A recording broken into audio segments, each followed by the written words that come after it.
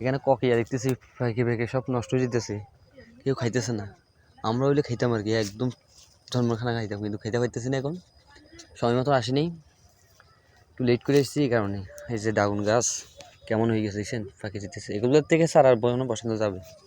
আমার ওয়াইফ সাথে ঘুরতে এসেছিলাম, দেখতেছিলাম যে কী অবস্থা দেখতে। হ্যাঁ, আমার কুকিল একটা তো খাইতেছে।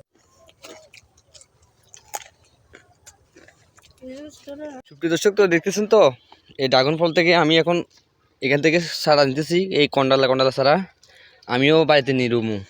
তো এখন বাইরে যেতেছি বাগান থেকে, ওখান থেকে দেখতেছেন বড়ি গাছ। আহারে যেটা হোর কামগুলা দিছে রে, সব তো শ্বাস এগুলো দেখতেছেন এখানে সব বড়ি গাছ। হ্যাঁ, এই যে বড়ি গাছ সব ভরপুর তুলে দিতেছি এখান থেকে। এখন তো অনেকক্ষণ ঘুরলাম, দেখলে এখন চলে যেতেছি।